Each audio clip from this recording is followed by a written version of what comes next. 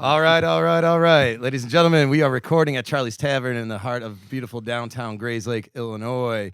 My name is Evan Rafferty. Sitting here with me is Jay Clancy and Dr. Green Thumb himself, Patrick Whistler. And today our guest is Tom Bystol. Right? Bystol? Yep. Said it right? Thank you for being here with us. And ladies and gentlemen, this is the 1, 2, 3, Four Shots Podcast. And today we are drinking Cazadoria's tequila. Cheers, boys. Cheers. Cheers. Hopefully none of you guys are hungover or anything. So we get an angry text from me. Oh, that's good stuff. Woo. All right. It's not bad. That'll That get is- you going. I don't think I've It's tried that before. delicious. Yeah, Man, good. I don't know if I've ever taken a shot of tequila without a lime in my life. No lime needed with that tequila. Yeah, No. good stuff. You don't need it. I didn't even think about that lime and salt. What kind of guess? Like, what kind of host You are could take we? a shot of Drano with lime and salt, dude. God, throw some cheap vodka in there.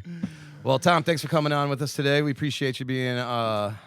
Might be our first Our guest first- ever. our It might first be guest, second. our Yeah, first guest, First, yes. first, Our first first slash guest, yes, second excellent. guest. We'll see how it turns out. First story we're allowed to actually Yeah. air. Yeah. But yeah, why don't you go ahead and tell us a little bit about yourself? You're the owner and operator of First Draft in Grays Lake, right across the street from where we're at now. Just give us a little rundown of how you got into the business, how long you've been doing it, and everything like that. All right. Well, I got in the business, moved down to Chicago out of high school. Tried going to college, and like everyone else down there, got a job working in a bar, working the front door on Division Street Mm-hmm. back in the late '80s, early '90s. You mind if I ask And what bar it was? Is it So still the around? first one would have been PS Chicago's. Worked there for a little while, and it was like, it wasn't really. It was kind of more of a club. Wasn't really kind of my thing. We were all in tuxedo shirts and bow ties. I'm like, yeah. Wait, were you like in like a tuxedo or like the T-shirt with the tuxedo on? No, it? actual Real actual tuxedo. Okay, tuxedo okay. shirt and bow Wow, tie yeah. and jacket, Fancy. at the door. Yeah, Doing there's it much up. more.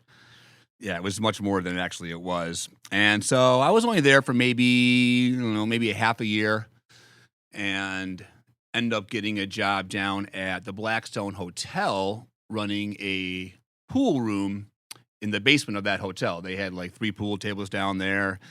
They had a poker machine that paid out, and Okay. a little bar upstairs. So I went upstairs, ran $3 pitchers of Old Styles down to the guys playing pool, and Nice. kept it open till 2:00 in the morning. A lot of the Hilton hotel was right next door, so those security guys would always come over late night. Yeah. Yeah, what was the We'd be- clientele like over there? Was it like It was a lot of guests, and then mostly it was industry people coming in after their shifts because there were a lot of restaurants down there. Yeah. There was a grill in house at the Blackstone, so those guys would get off. They'd come down. It's $3 pitches of Old Style. We would. Late night, we get the pool table. We'd be playing pool on one. We'd be rolling dice on another pool table, Nice. playing Nice. 3-ball on another Nice. one. It was just basically a gambling hall. And then we'd close the pool hall and rent a room and go upstairs and play poker till 9:00 in the morning. I get rooms for like $30. Sweet. So we Sweet. just go upstairs and That's sweet. continue to play poker. Excellent. oh man. So that was kind of my start, and then I broke my leg one summer, and by the time I got back downtown, they had changed the pool room to a video game lounge. Okay. But one of my regulars who used to come in all the time, this guy named Tommy Venrick, had always said, if you ever need a job, come up and see me. I run lounge management, blah blah blah. So I went up there, saw Tommy, and lodge management. They had 10 bars, always hiring people. Sure. And he's like, I'm going to put you over at the lodge. I'm like, the lodge? I go, that's full of old people. I go, I want to work at the Hang Up. He goes, well, tell you what, go over there for a couple weeks, and if you don't like it over there, then I'll put you over to Hang Up. And I was there about 3 nights. I'm like, you know what, you can leave me right here, because I was just working the door, and I'm walking out with $45, $50 in tips. This Yeah. is 1989, 1990. I'm just working the door. Yeah. People just throwing you money to get in, or are they throwing you money to get No, like a table? The servers and bartenders tipped out. Oh, percentage, tipped you out. yeah. Oh, Yeah, nice. and then also on weekends, as you got to be kind of working the door more and they came to know you, we had a back door to get in. We had a little bar in the back called the Bullpen, and we'd have lines pretty much every night of the week. And regulars or celebrities or sports figures, blah, blah, blah, you'd see them come in and you'd take them down the alley, put them in the back door, and they'd throw you a little bit of money here and there. All right, let's get a couple name drops. Yeah. I mean, it was everybody. It was literally because you got to remember. So this is late '80s, and I worked there up until 2003 when I took over a place in Wrigleyville. There were no cameras, so it was different. These guys felt perfectly comfortable coming out. You know, I mean, when the Suns were in town for the championship finals, Barkley is behind the bar with us for about 20 minutes. Are you serious? Yeah. That's awesome. That's awesome. He's You know, hilarious. the Blackhawks player, you know, all of them, because they felt very comfortable, especially hockey players, baseball players. Sure. Before big cell phones, and bug. you can actually like Yeah, because have they didn't fun care. and not There was worry no about it. fun. Yeah. Yeah, you could just whip it out in public. Right. You know? Players didn't care. There was no, even everything was, all right, see you later, blah, blah, blah. There was no cameras. So cameras and the cell phones really took a beating to this business as far as people Without a being able doubt. to go out and have a good time, let their hair down, and not worry about being thrown up on social media the next day. Right. Yeah, even for not doing anything wrong. Even No, for they're just having in a a little bar bit too having much a drink. fun. Yeah, right. You All of know? a sudden, there's But all of a sudden, you know, they're in a bar having a drink the night before, and they go 0 for 3 the next day. It's the reason. Well, right. yeah, maybe if he wouldn't have been in the bar, he wouldn't have gone 0 for 3. Yeah. It's Yeah, just a lot not of the, scrutiny that's not comes the with case. that. Yeah, for sure. Especially So, with the social media aspect and everything, and it just goes viral. It changed Whether everything. It was being word of mouth, being like, "Hey, like I ran into so and so at this place, and he was drunk or whatever." right. It's just everybody knows it within an hour. It changed the business dramatically as far as people feeling comfortable out amongst, you know, the regular public and just interacting with people. I don't think these guys feel the same about that anymore. Yeah, interesting, very interesting. So you think that's created more of a separation between the guy who you want to think is a regular guy that plays for the Cubs or whatever, your hero, whatever, he's a cool guy. Well, the chances of bumping into him at a bar are much slimmer now because why would he? Because he's just going to go Without question. Yeah. I think there is. I think there's that, especially, you know, the bars like the Lodge where I ended up working for like 15 years. You know, it's a 4 a.m. bar. Yeah. You know, Yeah. most people are like, why is anybody out at 2 or 3 o'clock in the morning? Well, back then people were, you know, we were 2 o'clock in the morning. My lodge was no bigger than Charlie's here probably. Maybe a little bit longer, but that's about it.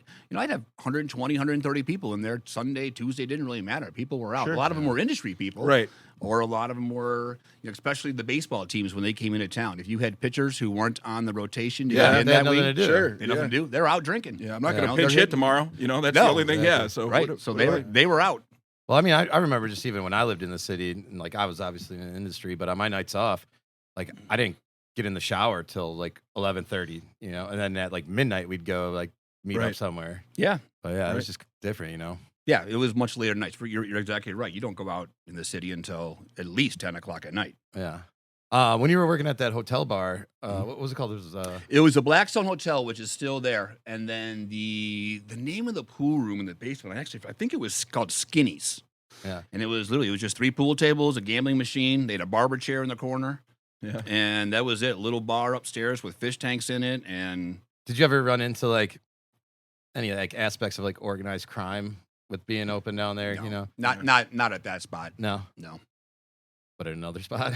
I wouldn't say I have, but I know, Yeah. I've back in the day, especially again, early 90s, there was still a lot of that going down there in some of the bars, especially some of the bars near like over where Noble Square is now. I mean, that was that Grand and Milwaukee and Yeah. Damon intersection there, or the Halstead intersection there, that was notoriously bad. Yeah, I mean, there's still that intersection. one dive bar over there. Yeah, Richards. Yeah, it's a cool spot, but like Great spot. And I'm you'd be always just surprised like- how clean you walk in there. Like, man, this place is really clean. It's really bright. But it's you definitely gotta, don't piss anybody off. You know, like you gotta pay attention. And now Richards has kind of changed because when they banned the smoking downtown, Richards kind of became kind of like a cult hero place because they never stopped smoking in Richards. Yeah, They have a jar behind there, and they said everybody who wants to contribute to it.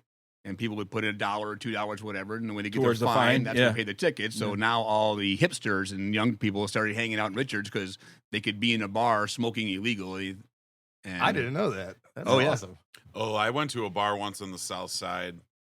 This chick that went to music school with my best friend was playing a live set. And they had like the stage up front, a big bar, probably 200, 300 capacity up front. And there was like a club in the back. And they had a keypad door separating the two halves of the bar. Yeah, And like the locals who had the code would just punch it in and go back there. And it was a smoking free for all still. I mean, this was years and years and years after it was banned. So there's definitely bars out there in the city still that are like No, without question. tons of them, Yeah. especially on the south side. Yeah. This was like 100 and something. Well, and especially like you said, if you're just getting a fine, a couple $100 or whatever, then pay it.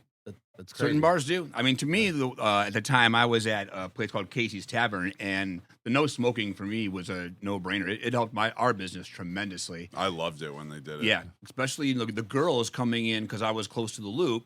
So women leaving work now weren't really afraid to come into bars because they're not going to leave smelling like a cigarette. Right. Yeah. They're not like us where we go home, we throw our clothes in the washer, the dryer. These girls, they might wear them 2 or 3 times to work before they get them dry cleaned. Yeah. Right. Well, in their hair too. I remember they would always Yeah. bitch about Everything. their It's hair. just a Oh, I smell. would remember. I would step into the shower, and as soon as the hot water hits your hair, you can just smell it. Yeah. And I'm a smoker, but I used to love being able to shoot pool, have a cigarette, and stuff like that. Yeah, me But too. that next morning, you'd wake up and just that pile of clothes would be right there, and you'd just smell it the whole day out there. Oh, It was yeah. disgusting. No, I go over to the lodge, clothes in the washer, me in the shower, and then the bed. Otherwise, it's on your sheet. I mean, it was bad. And the lodge was like I said, it was a bar like this, and everybody in there was smoking, and it was everywhere. I'm like, whoa. Right. Oh, That's goodness. like a bonfire now. I Yeah. go to a Yeah. I go to a bonfire, and I feel like all my shit smells like smoke for Yeah. a month. Oh man. But yeah. All right. So then you said you ended up going up to Wrigley in 03. Yep. I was living above a bar there. The guy needed some help with it. And so I ended up leaving the lodge. There were some things going on with lodge management. The owner had passed away, and there was some turmoil coming down the road for sure. Things were going to be changing. So it was time to go, and went there for a couple years. It didn't really work out there. We had it going really good, and the owner, who also owned the building, just like so many people in this business, unfortunately, he just wasn't honest Yeah. with me what he actually had. So left there, opened up a little tavern in the South Loop in 2006. Not open it was already there. One of the guys who owned it, the guy who owned it, had a big real estate company, needed someone to come in with some experience, and gave me a partial part of the business, and took that over. He was supposed to get out, and again, it just turned into a situation where he never really got out. And then we opened up the first draft in 2013, right around the corner over at 649 South Clark Street, and ran that for, we did that for several years, moved back home here in 2016 with really no intentions of opening a restaurant up here. I was going back and forth. And then in 2018, finally, my friends were like, come on, let's just open up a bar. Let's open a bar. I'm like, you guys really don't understand how hard this is. This is not. Everybody thinks you're going to be printing money. Yeah. Right. Yeah. Yeah. You want not- that yeah. Godfather table in The the six corner. pack of Budweiser you see at Walgreens isn't the same market. Isn't the same that doesn't mean that's what we're making. Right. There's Everybody a thinks lot that the bar involved. gets it cheaper for some reason. I've heard Yeah. so many people say that. Well, It's that's the what they're opposite. making. You're not Yeah. making. There's a lot. There's insurance. There's Right. there's wages. There's Right. there's a lot that goes on. These things are, they are monsters. And so anyway, we decided in 2018, finally in the June, we ended up buying the building. Started construction October of that year, late September, early October. Had some hiccups along the way. We had a really bad winter in 19, so we had ice up on the new steel. We found some underground storage tanks underneath where our first floor patio is. Problems with the elevator. The building is really old. We were trying to connect a brand new building to an old building, and some of it just didn't jive along the way. So there were some construction issues. And then we finally got it done in July of 20. And of course, we're smack dab Right in the middle. into COVID. Yeah. It's just like boom, Probably the boom, best, boom. the best time to open up. I just kept on getting punched in the face, it felt like. And, we finally got it open. And then, 4 months later, November, right the day after Halloween, the state's closing everything down again. And it was it's just been been a roller coaster ride, but, and finding staff out here during that time, very hard. It's a large restaurant. Yeah, you guys do have a big place. What's your capacity over there? It's 600. 600. Jesus. Yeah.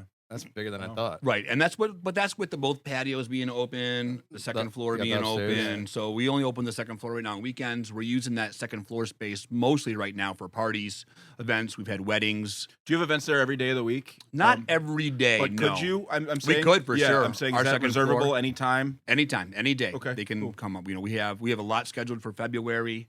That really is a cool spot up there too, it's with the awesome. patio and everything. The bar, like Yeah, how it's in the laid out. summertime, it's great with the sliding doors when they open up, and you got the roof deck and the bar right there, and then we got the game room with the and all the games are free. We have the the I 9-foot remember pool table. You got that the really nice pool shuffleboard. table up there. I'm like, how long do you think it is till someone throws up on this? Yeah, thing? yeah, nice pool table, foosball table, shuffleboard, 4 dartboards. Yeah. So it's a good place just to come out there, and they're all free. We just make them available to the guests, and it's nice on weekends. Kids come up, get to play a little game, so you're not just sitting around just drinking and drinking and drinking. You're still drinking, but it gives you a little activity, something to do. Yeah. Right. Yeah. Absolutely. Yeah. I think that's one thing too, like that a lot of places are getting away from. Like, I know, like over where I'm at in Libertyville, there's no one like on the strip that has a pool table anywhere.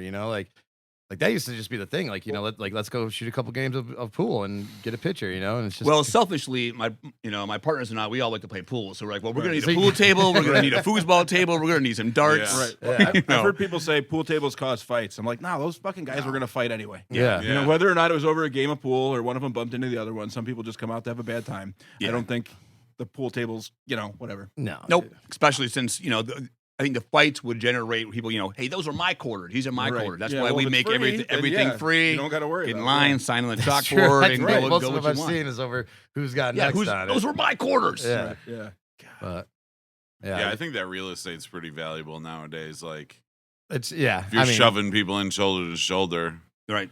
like, you can fit 3 more tables there or something like that. yeah, like, I mean, you could fit 15 people standing shoulder to shoulder They used to buying have a table drinks, here.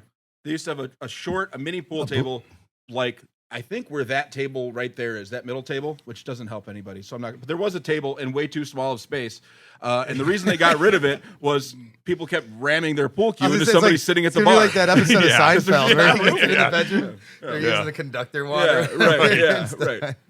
Yeah. But, yeah, I don't know. I'm a big fan of I like going to barcades and stuff like that. Yeah, like absolutely. Yeah, having you gotta get up and something do to, something instead of just Yeah. just sitting there and Right. drinking. It's all fun and games, but you can get up, play a little pool, play some foosball, do something. darts, yeah. Gives them all something, a little something to do. Yeah, Have definitely. you guys been axe throwing?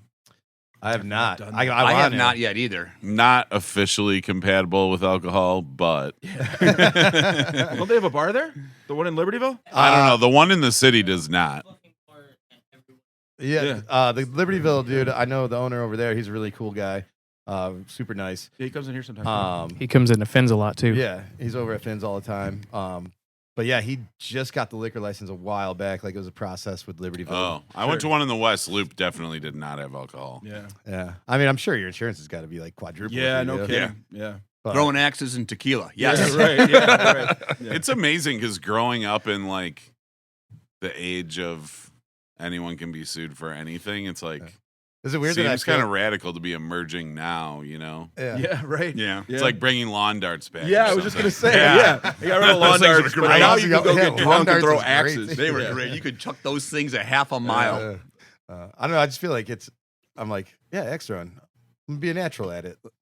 I feel like I'd be great at it. Yeah. Just bullseyes right off the bat. That's what the booze is for, to get you confident, Yeah. All right. I know I told a couple of you guys this, but I am extremely hungover right now. Yep. I was actually up here last night throwing a couple down after a 14-hour day at work. And then my girlfriend, who's doing dry January, decided she was going to come pick me up. So I was just like, let's get at it. Next thing I know, in about a matter of an hour, I was probably about 10 shots deep. And I'm definitely feeling it a little bit today. Mr. Whistler, you said you were hurting a little bit. Yeah, I drank a bunch of import beers, half a bottle of Russell's Reserve bourbon, 110 proof. Yeah. Some Extracurricular activities. yeah, No some serious- other things. And lots of barbecue and salty food. Yeah. But I went to bed in the wee hours of the morning, like 9 a.m. That's Well, past wee hours. Yeah, of that's, morning. that's almost afternoon, buddy. Hey, I work a non-traditional schedule, I like to say. I have a non-traditional schedule. Yeah. Hey, no worries. Yeah. But yeah, I don't know. I woke up today and I actually don't feel too bad. Like no headache or anything. I'm just kind of like out of it. But I was like, I got to do something right now to kind of like make sure I don't get the spins or like, the tummy guts or anything. So you got like a that. pedicure, right? That was what you did today? I did. Yeah. Which- Did you? yeah. It's the weirdest hangover cure ever. I'm not even gonna lie. Like, I had already made the plans with my girlfriend, and like, I don't know if you've ever had a pedicure. no. No. Anybody? They are amazing. No. I don't think I could do that to somebody. They My feet are are- disgusting. So Yeah, I'm embarrassed to look at my feet. Yeah. I'm not even Myself. like the first time I did it, I like tipped the lady beforehand. I was like, "Here's $40. Yeah. This is gonna be bad." Like, and I was a big runner at the time too, so it was just like my feet were just torn apart, like missing nails and everything like that. Oh. But they make you feel brand new, and especially like in a business like this when you're on your feet all the time, dude. They go in there. You're basically getting a leg and a foot massage, and then they'll like scrape all the dead skin off Very and everything nice. like that. Little lavender finish on it, very nice. Did you get to choose the finish, or did they get to choose? You the do finish? get to choose. Like Yeah. I think You they had like a you're a cucumber lavender man? one. The lavender one's Yeah. nice. Okay. Oh, I love lavender. It's Yeah. my favorite I scent. don't dislike lavender. I'm just. I don't know. So that got me thinking. Like, what is like your go-to like hangover cure? Like mine. Yep. I'm not gonna lie. How many pedicures a year do you get? I go like once a month. Okay. Yeah. I'm not even lying, dude. They're amazing. Holy Yeah. shit. And then not only that, like the chair you're in, it's a massage chair. So Okay. like I'm just sitting there like reading the news on my phone, looking at YouTube videos. Can't really understand what the lady's telling me or anything like that. She just kind of hits my foot and moves it and goes to town on it. It's great. But like that like was really good today because I kind of had like a little anxiety from like the hangover, just kind of like going through the withdrawal. I'm like shaking a little bit. As soon as that massage chair went on and she's like rubbing my feet, soothed everything out. Yeah, just let out a nice fart. No, just relax. Didn't have to do that, luckily. Yeah. But No, I Just feel looking like at you, I would not in a million years guess like that guy gets fucking pedicure. I like to Yeah, pamper what You look the like hell? your I like feet to are pamper gross. myself. I know. or that you are a runner. I used to be. That was back from when I used to fight. Yeah. If you guys actually believe that. But, Yeah, I used to exercise too. yeah. But Used to. yeah. So like my go-to, Never Besides- really did. No. besides the pedicure, like first off, I think Culver's, like a Okay. double bacon butter burger and some fries, just the greasiest burger in the world you can do. Automatically like cures it. It's either like that or Arby's. Yeah, Arby's, dude. God. Yeah. Like Yeah. a beef and No, cheddar. gross, but it's so no, good. No. And Second then- time we've talked about Arby's on the show. Arby's, you guys are if you want to crowding be at a home. sponsor. Let's Yeah. get this done. You can skip the Arby's and just Arby's. put your finger right in your throat and But, just take care of it that way. Just smoke a little weed, get some greasy burger in you, some French fries, and then a nap. That's like my go-to. If you're barfing, you have to go straight for the weed. ooh, see You a lot have of are you? I don't know. Like, do you guys make yourself puke? No. No, I had a buddy So- that did every time we went out See, drinking. I am- and I was like, what is wrong I with you, will. dude? I'll chug like ice cold water, just so it comes out like. I Not used as to hot, love. you know? I used to love Wow. to throw up because you feel better. Sophomore year of college, right before my 20th birthday, I came home for spring break, and I was out drinking with my friends till the wee hours of the morning. I came home and deep fried a bunch of chicken on the stove and felt fine. Woke up in the middle of the night and started puking. See, I And feel felt- like being hungover with you would be great, like being your roommate, because you're always like, so I just made some, fresh like country Oh, yeah. fried chicken at the I was like, house. Yeah, I'm Yesterday, just while he making was fried drinking, chicken he on the smoked stove. a fucking pot of cheese. He just made a bunch of fucking cheese while he was getting blasted. Excellent. Like, yeah. Tom, what about you? You got a hangover cure? It's a cocktail. That's Yeah. pretty much what it is. It's, I'm with you. it's I'm with a you. screwdriver, You're a hair of the dog type of guy. without question. See, I cannot do that. If I don't have to be anywhere for a little while, shower beer for sure. Yeah. Oh man, Shower beer, hot shower, stand in it as long as I can, and just like I don't know if it's a actual purge, but you just feel like something has been washed away from the horrible things That you makes me did. feel like I'm gonna faint sometimes though. The hangover shower. It's got to be cold, or I'm like, Cold showers are important too. I go Sometimes, cold. sometimes you need a cold shower just to Well, it gives you that shock and that adrenaline will Yeah. kind of wake you up a little bit. Yeah, that's true. But yeah, the hair of the dog cocktail, I cannot do. Like that just makes me throw up. Yeah, it's got to be done. And it's only it's vodka OJ. That's all it is. In the morning, couple of those, and boom, you're good to go. I don't get the spicy Bloody Mary. The spicy No, I Bloody can't do Mary Bloody when you Mary. got a hangover. I don't know. I just don't like tomato no, juice. no, I love Bloody Mary. It depends on what time on the timing. Like Yeah. If I'm getting up early, it needs to be runny eggs with greasy meat. Yeah. And a Bloody Mary, and then Bloody Mary into a beer. Yeah. Lots of water. Water's important. So you Lots just of water keep for sure. drinking. Water just all day Yeah, long. yeah. Get drunk Advil liquid gels are very key. And in fact, if I know I'm going to be in trouble, I'll just fucking take them before I even go to bed. Yeah. Prep it. Because you might as well. Right. And those just, I mean, unless I am nauseous, basically the Advil and the water takes care of 90% of the hangover for me.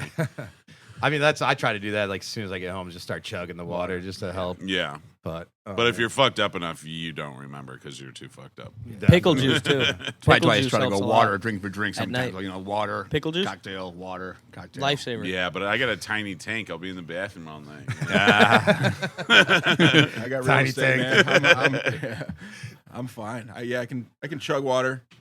The problem is if I drink a ton of beer and then I chug a bunch of water to try to help myself, I piss my pants. I've found that out. That is a problem. Better? I've found that out from firsthand experience. Like recently? Yeah, as an adult man. Yeah. Oh, my goodness. And I've even skipped the water and done that. But I mean, if you drink 30 beers, it's gonna. That might get us another sponsor. Depends. If you'd like to sponsor our podcast. Yeah. Didn't Wait, you have you just guys used seen to the sleep big in the building bathtub? over at I did across used to from sleep in Lamb's the Farm? bathtub. North Shore Adult Diapers. Yeah. Shout out to I was going to a wedding Yeah, and I Depends picked my is too best big. friend They won't up. sponsor us. Maybe these We're guys going will. to the highway and I look and there's a banner. They didn't have the big fancy sign yet. Which, by the way, imagine like you work for a sign company, you know? And you get the order in and they're like, what is the sign going to say? And it just says 10-foot tall letters, 40 feet long, North Shore Adult Diapers. Yeah, and then a phone number, and that's Yeah, it. That's all that's on there. Exactly. We Could be cracked worse. up. I mean, if they were like a dildo manufacturer or something. I don't think you have to After that, market it's adult just like- diapers. The audience needs them, right? You don't have to convince them that they're diapers for adults. They just need adult diapers already. And you put your fucking name out there, put your phone number up. They're not on the internet, most of the adult diaper wearers, right? Do you remember So- the Saturday Night Live skit, the "Oops, I crap my pants"? yeah. Yeah, they have this giant jug of iced tea. Amazing. All right, so let's get back on. Did you guys give us your hangover cures yet? I think I went over mine mostly here, but yeah, I mean, also Chinese food like orange chicken. Yeah, It's pretty see, good. I like a spice. Like if you get like some spicy, like either ramen or pho or something like that, like a soup. Yeah. That's a good hangover one. Shower beer Shower in a hot beer. shower, typically. Sometimes food's involved. Sometimes I just drink a bunch of water and then go back to sleep for a little while. Depends on how much And I've been drinking that week. The thing that Not was just the pissing- night before. You know, sometimes it builds up to the point where, yeah.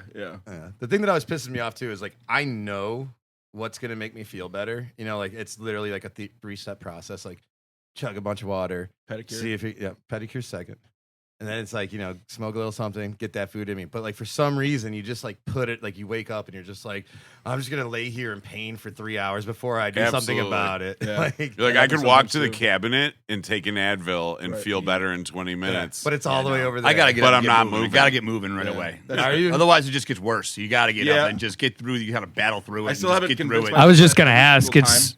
I was just gonna ask. Does somebody like? Because I know a lot of people who like go and exercise. They just go to the gym the next day. I'm like, how? Oh, the yeah, that's fuck me do you for do sure. I actually Yeah, do I don't do get that aggressive. Just kidding, guys. But I do get out of bed and get moving, get into that shower, and then Yeah. if I have to, at that point, it's a cocktail and I do. On the I, work. I do like to do that. Like we have an I saw exercise the bike light at the go house, off. and I like knew it was to gonna happen. chug a little water on the bike and just try to sweat it out. It sucks and it smells like fucking booze coming out of you. yeah, it smells like last night. exactly. When I worked, just doesn't seem as fun.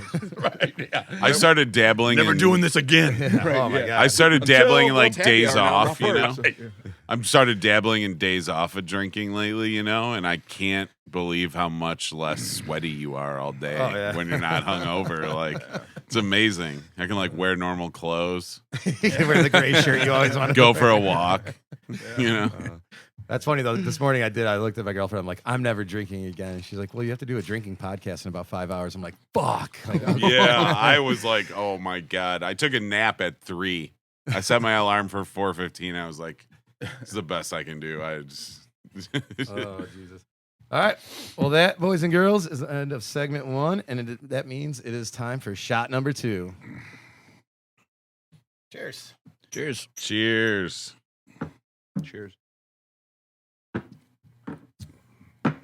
All right, ladies and gentlemen, welcome back. This is part 2 of the Four Shots podcast. We are here with Tom Bystol, owner of First Draft in Grays Lake, Illinois. We were just talking about our hangover cures. Now, who's got a story about the worst hangover they've ever had? Well, immediately standing out is the time I was home for spring break sophomore year of college at U of I, and I was out late. I made some fried chicken in a big cauldron on the stove.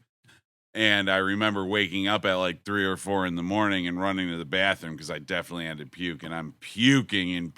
And all of a sudden, this stabbing pain like in my stomach. And my mom comes in and she's like, "Are you okay?" And I said, "Don't turn the lights on." 'Cause I knew. Don't turn the lights on. Don't look at me. And she turns the lights on, and there's like blood all over the toilet, all over like my hands and face, and I'm like wiping it away. Oh no. So we go to the hospital, and it turns out Do you have an ulcer or something? no, basically because my gag and hurl reflex is so strong. Got a strong I gag just reflex. tore my esophagus partially away from the top of my stomach. From throwing up so hard? Yes, and the doctor was like, it was from throwing up so hard. It's just like someone's kicking you in the stomach. And they were like, "Well, we got to put you." First, they said they were only going to give me gas like the dentist would, and they had to stick a tube down my throat. And then the doctor comes in, he's like, "No, this guy's way too big." Like, and if you're, because I was like powerlifting at the time, and like they were like, if you get unruly, you'll hurt someone. Like, we have to. And I had a family because of anesthesia. It's like the most dangerous thing about the hospital. So I'm like panicking, but they put the thing on your face, you're asleep, and then you just wake up. It's like total perfect blackout. It's it's not that scary. And I wake up and immediately I'm like, "Oh man, I shit my pants." So they have you lying on your side. You're lying on your side. That's your first thought. And immediately I wake up and it's like real itchy back there. I was like, "Oh God." And like the nurse comes over, and I don't know if this was better or worse than it being a hot young chick, but it was like this little 5 foot tall 60-year-old guy was my nurse, and I'm like, "I think I shit my pants." And he was like, "Yeah, I think you did." God. And he hands me Can a stack of cotton washcloths. No one even threw you through a table or anything like that. It was like, yeah. I didn't Shout even out need to to week get one, yeah. speared to shit my pants. I just relaxed. Again, depends if you want to sponsor our program. Or So- North Shore diapers. Yeah, no, sure. So the worst part of this whole story is that they found out I had some liver issue separate in the hospital from doing other blood tests, just like running normal checks and stuff. And they're like, "Hey, your liver's really fucked up." And it turns out this like medication I was on combined with drinking, Well, I was gonna say, like, combined with drinking like 4 handles of whiskey a if week. you're drinking to the extent that you're shitting your pants, you probably got a little liver damage. A little of column A, a little of column B. right. All right. But in any case, long story short, from spring break until my 21st birthday that September, I didn't drink at all. And that was the first time in years. Yeah.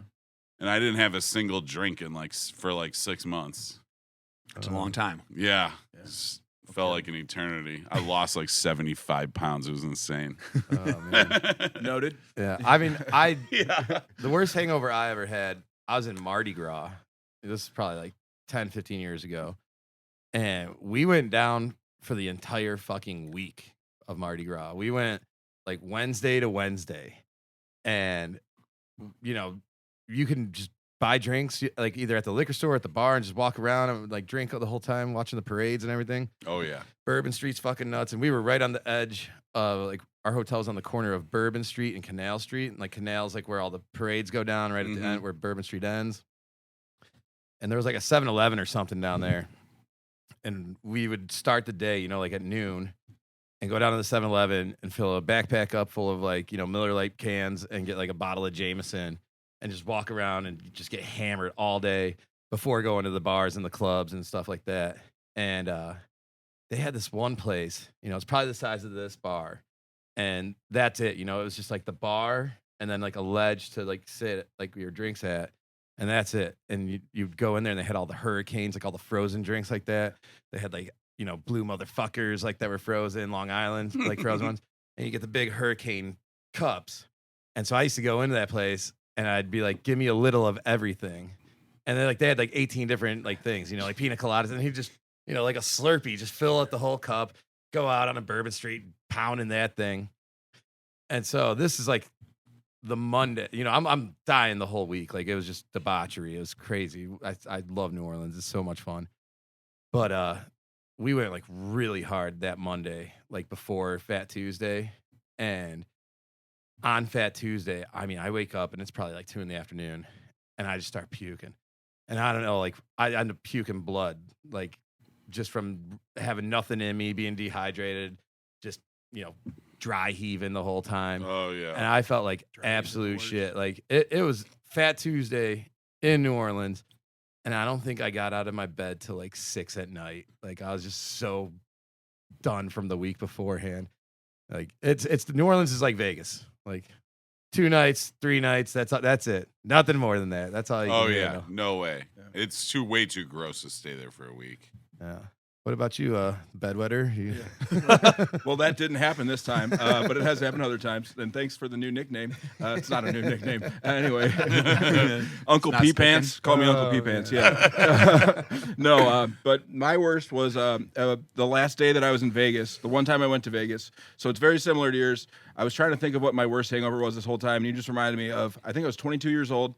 I had just gotten like my first big boy job where I had like money that I could go to Vegas and blow. It was my buddy's wedding was one of the days. So that knocked out a portion of how it could have been worse, is what I'm saying. Because one of the first things I did when I got to Vegas was blacked out. That's not a city you want to black out in either. Well, we were in the hotel. We were in a hotel. Like there was a bar in the hotel that we went to, and then we ended up partying back at one of the hotel rooms, whatever. I unblacked out. Don't get me wrong. I wasn't blacked out the whole weekend. But so long story short, 4 days of heavy drinking, and then it's Sunday morning, right? And I've been doing not just drinking a lot of beers, but you know how they have those giant daiquiris that you can get in the big plastic. It's the hurricane. It's like a cups. fucking vase full of mango daiquiris. Is what I was. Some of them are like bongs. Yeah, it's like drink a bong full of blue jungle juice. Right. I'm getting nauseous thinking about it now. Yeah. I was surprised Bourbon Street's all about that. Yeah. The giant plastic cup drinks. The hurricane, yeah. I couldn't believe it was all neon signs. I thought it was going to be like guys in red velvet vests and like collared shirts, like smoking cigars and like, I imagined like, have you seen the movie like, what is it, Maverick? No, it's like a riverboat gambling movie. I thought you were talking about the new like Tom Cruise one. The Top Gun or whatever. No.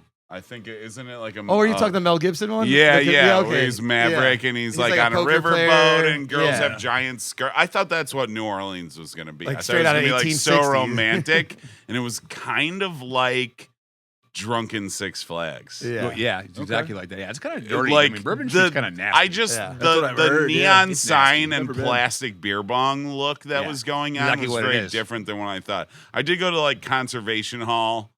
You can only go like once or twice a week. There's no alcohol there. It's like just straight jazz music. And I did have like a Sazerac and a julep at a fancy place with the guy with the vest. Yeah. The guy with the vest did. And I stayed at the Maison du Puy. Ooh. Isn't New Orleans like voted like the dirtiest city every year? Dude, it is like, dirty. During Mardi Gras, it was insane. Like at the end of the night, it'd be like 3, 4 in the morning or whatever. And like, I think they closed at like 5 or something like that, like all the bars. You would be like walking back to the hotel and you'd literally like twist your ankle, just stepping on beads and glasses or, just shit everywhere. And then at like 9 in the morning, spotless. They just came through with like a dump truck and just plowed everything away and like sprayed everything down. It was fucking crazy. Yeah.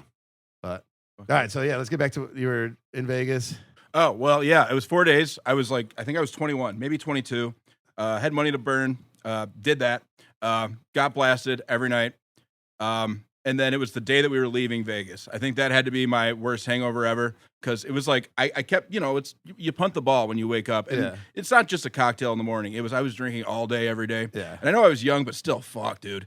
Just sitting and waiting and then our flight got delayed, so I was planning to sit at the airport for like 2.5 hours. We were all out of money, so we were like, fuck it. Before we gamble the rest of it away, it was me and 3 buddies. Let's just get to the fucking airport and sit there and like fucking whatever. Dude, I was sitting there. People took pictures of me that are still out there. Flying hungover is I was the fucking almost worst. great. Terrible. Dude. I was just like, It is terrible. Horrible. Yeah. and then we get on the plane, and my buddy, this was his second time on the plane now. He's he's like 6'5". He's from Texas. This big dude. He'd never flown before. He was trying to convince us, like, let's drive to Vegas for this wedding. And we're like, no, that's the dumbest thing ever. Why? And he's like, well, I don't know how safe airplanes are. And I'm like, okay. And I'm like, all right, so you've got an ulterior motive here, buddy. But so whatever. The first flight was fine, but coming home there was like turbulence, and we like flew over a thunderstorm, right? And I he wants to fucking hold my hand, and I'm like sitting next to him. I'm like, whatever, dude. And I look over, and he's like he's fucking praying, and I'm like, dude, it's not even that bad. Like everybody else is just watching fucking Lilo and Stitch or whatever on the fucking whatever movie they had, and he's like fucking praying, and I'm still so fucking violently hungover. Like I just wanted to sleep, Oh god, it was nothing funny happened. No funny bodily functions happened that time, but it was the worst I think I've ever felt. Was just even being in the airport hungover sucks. and then also knowing how much money I just spent. What do you mean, dude? They got like a Cinnabon and like 8 McDonald's. No, dude, it's always loud as fuck. Like They don't have shower beers though. the, Well, they have beers, but I didn't have any money slot for it. machines at I the don't know. Vegas You don't want to use a shower. You go to the the right airport. airport. Yeah, right. Yeah, It's like truck stop shower. yeah, right. Except everyone's like straight off the plane from Pakistan, Yeah. like with Oh exotic man, diseases I always there. feel bad for the guy next to me too, because like I'm like I can smell the booze coming out of me. I know this guy can. Like, Oh yeah. it's just got to be terrible. I'm flying back from Denver. I just had like a green chili burrito bowl for breakfast. I was at the Painting a buff. picture there. I was at the And then the buff. bowl, I had right? unlimited Bloody Marys. Oh god. Well, how about you, Tom? You're a seasoned vet, as we like to say. You've been in this business. So for a mine would while. probably be Vegas as well. Ooh, Out beast. there for what was supposed to be, I think, a 4 or 5 day stay. My buddies and I, we used to all go there and play golf every year. A friend of ours lived out there.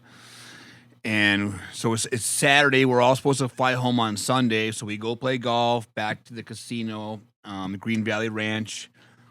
And we are just hammered. And I'm like, there's no way I'm flying home tomorrow. So we all decide, we give all of our phones to my buddy's wife. And she makes all the arrangements. We change the flights. Okay, we're all flying home on Monday. Sunday, we're going to take it easy, and I'll just sober up so our flight's home on Monday. We'll just sober up by the pool. Well, yeah, that didn't happen. So we're up by the pool all day long, and we're drunker than we were on Saturday. Yeah, it's like what goes really good with sitting by the pool? Having a cocktail. Yeah, Oh, yeah. lots of cocktails. And Those so big finally, mango daiquiri things, yeah. I wake up on Monday morning, and I'm just a 2-day drunk. I am just hammered still. And I look around my room. I'm like, forget it. I get in the shower, put my sweatpants on, hoodie. I go to the airport. I call my buddy who lived in Vegas. I go, your wife's got to go to my room, get all my clothes, put them in my suitcase and my golf clubs, and mail them back to me because I just left everything there. I'm I'm not even doing it. I packing. went to the airport, got in the airport. I showered, because same thing like you said. I didn't want anybody smelling me. Got into the seat. I said, cocktail, vodka and OJ the whole way home. I was hurting. Just didn't even pack your shit. Just No, left it I on. literally left it all in the room. Golf clubs, clothes, everything. And my buddy's wife had to go back there, pack it all up, and mail it back to me. That's like almost when you get to the point of like self-perseverance. You're like, I'm gonna die if I stay here one more day. Like, Yeah, I no, need to leave. totally. I had to go right that minute. I'm like, Yeah. if I stay again, it's going to get worse tomorrow. Right. I mean, there's even like it's almost like the greatest Irish goodbye ever. Right. Yeah. You're just like, Oh yeah. I just so you know, you're gonna wake up and I am not at your house anymore. I'm completely gone. All right. So we are gonna do a new segment. We're not gonna do this every episode, but every now and again, if we see something that catches our eye, and I like to call it, "Hey, did you hear about this shit?" All right. South Korea has formally lifted a ban on the import of full body sex dolls, ending years of debate over how much the government can interfere in a private life.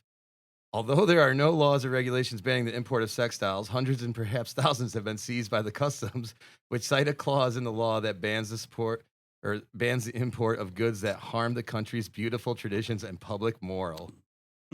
It continues to say. God, man. It all started with the I've sex. never encountered a sex doll, honestly.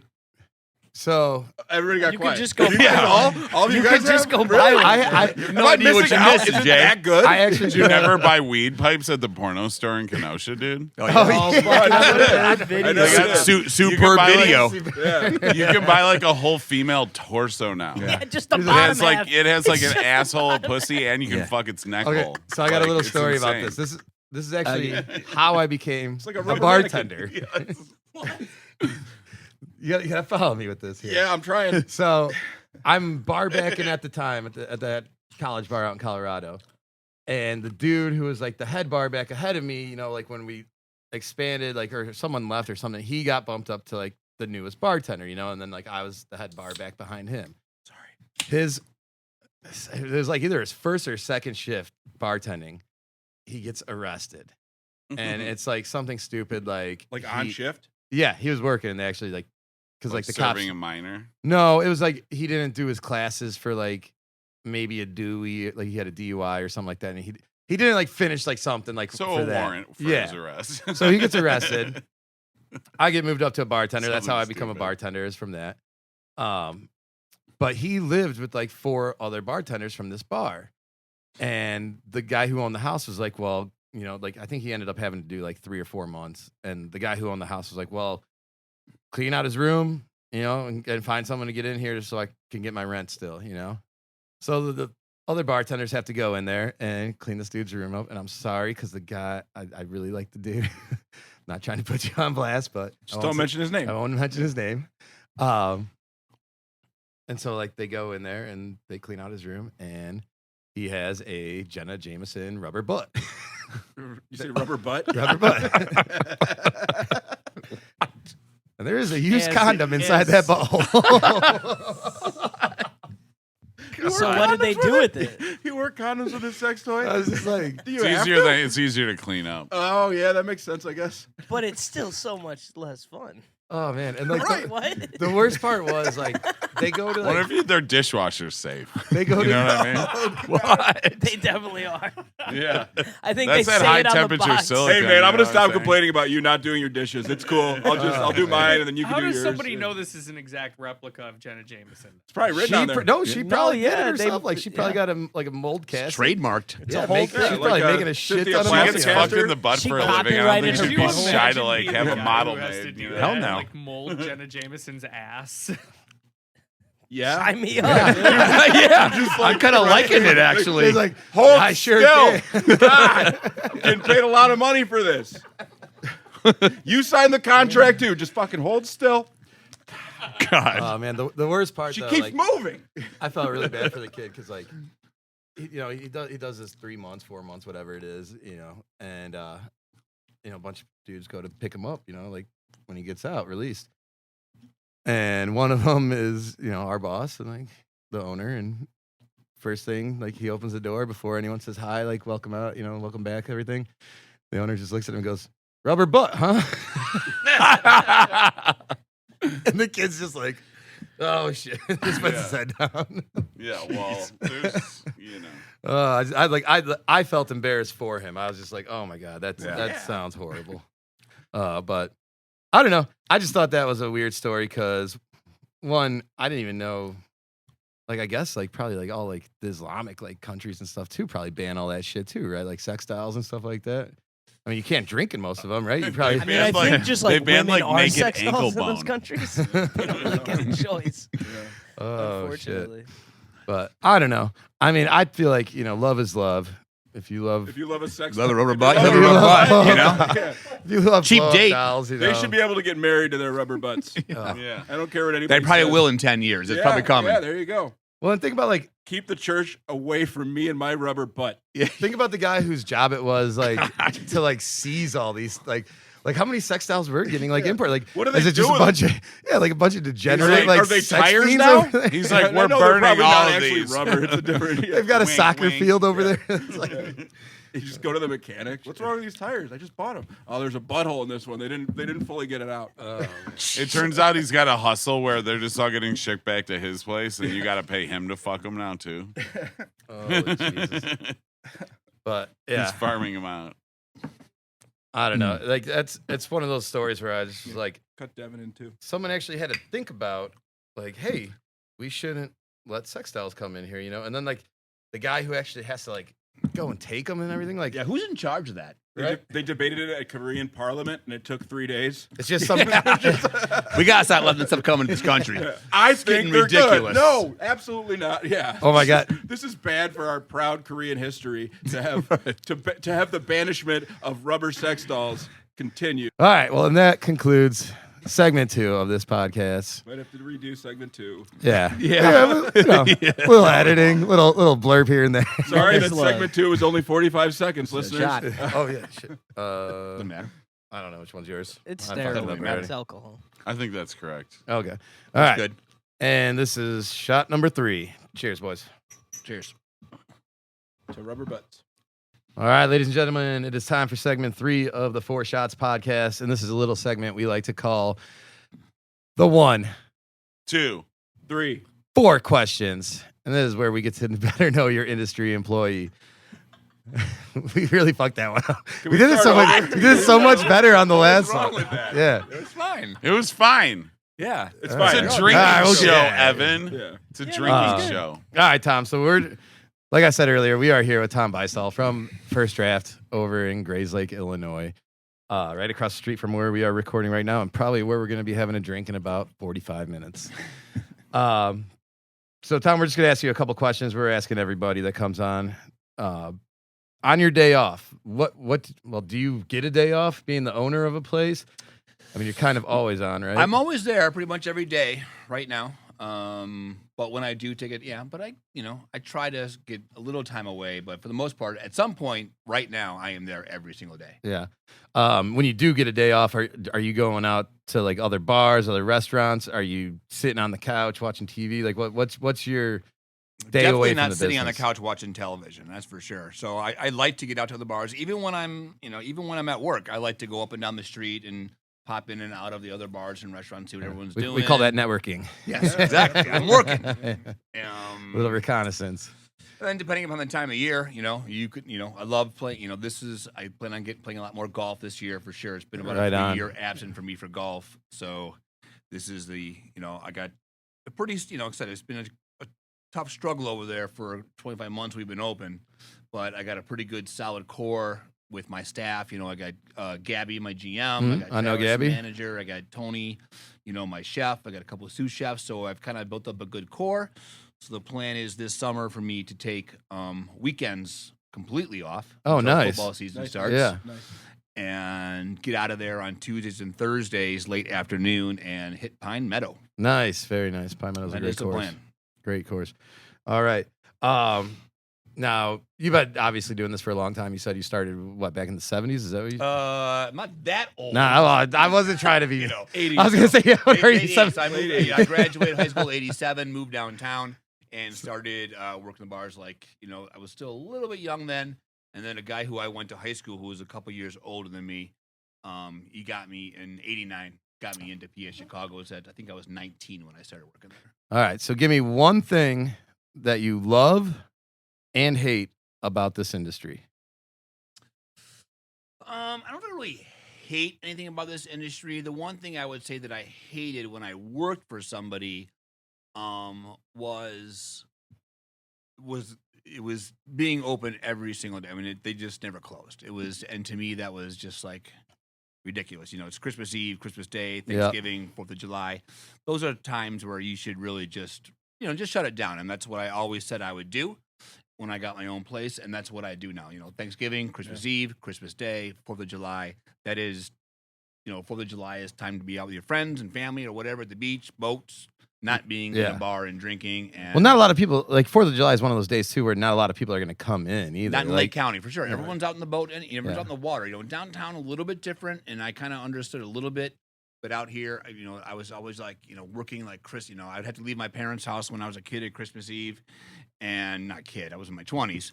But I got to be back downtown by midnight to close a lodge, and then I'd work all day on Christmas Day, and I just don't. I never really understood that part of it. It's just like you don't need to be open all the time. You need to take everybody needs a break, and to me that was always. I mean, that's definitely something like you're working while everyone else is with the family playing, doing that. That is one of the hardest things about this industry. Not just working holidays, but like literally our society is built around people who work 9 to 5 Monday through Friday. Right, Mhm. absolutely. And like if you work in the service industry, you're lucky if you don't work Saturday and Sunday. Yeah. Right. You know what I mean? And it's kind of like, I have a lot of FOMO with my friends from high school because they're all like going out. Everyone goes hard Friday, and then Yeah. Saturday, you're like, hey, let's hang out. They're like, oh, I'm hungover because I went really hard Friday.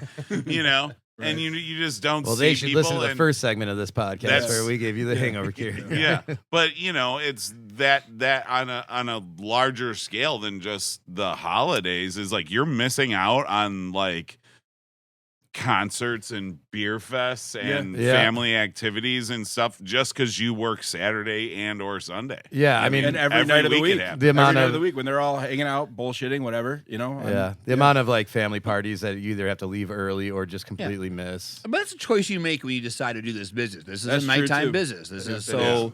And when I was, especially in my 20s and my early 30s, when I wasn't married, didn't have any kids, I liked working at night because for me Yeah. there was more to do. I could go to a Cubs game, go to a Sox Oh, game, without a doubt, yeah. go play golf. I mean, I didn't start working until 9:00 at night. Yeah. Yeah. So for me, there was more to do in the daytime than there was at nighttime. I didn't Right. care. I mean, I got the best seat in the house from 9:00 at night until 5 in the morning. got to see the I'm sitting nightlife behind still, the yeah. bar, pouring drinks, watching the whole thing happen. Yeah. At the end of the night, you're still having a couple of cocktails, going home. You got a little buzz, and you got $400 in your pocket. That was Yeah, that was absolutely. that was a Yeah. big thing with me. Like when I first got into this business, was like if I had a Friday night off, I was spending $300. Yeah. like easily. Like if you're going out bar hopping and stuff like, No. especially when I was living in the city when I was younger, like you're dropping $300. Right, and that's So I'd what rather I be always, making the 300 I and still always have a tell little my fun. staff, I'm like, you're not. It's not the $300 you're losing on your shift.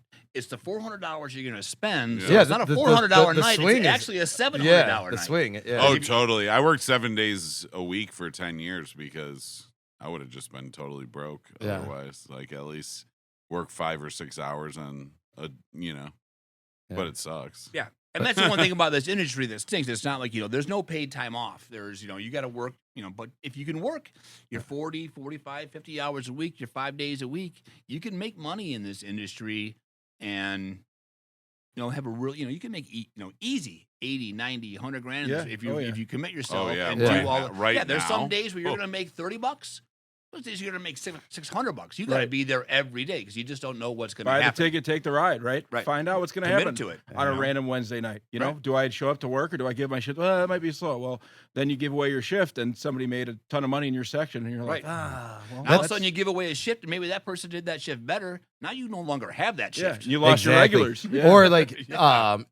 we like one thing I always noticed was like I used to always like if someone asked me to work for them, like especially when I first started off like bartending, I might be working Saturday day and not Saturday night, still making money, but not quite as much money.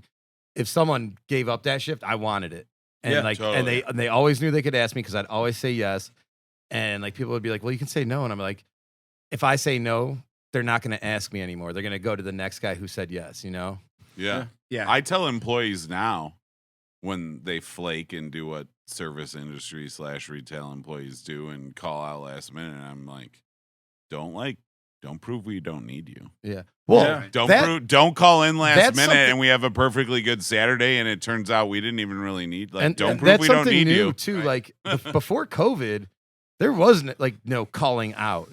No. It was like you showed up, and if Yeah. I thought you were too gross to be here, then I'd send you home. Or like if we were slow enough, you'd be the first one out of here. Yeah. Like, but like you had to show up. Like, Right. and that was kind of rough, like because Yeah. you would literally be like, I remember there was a New Year's Eve.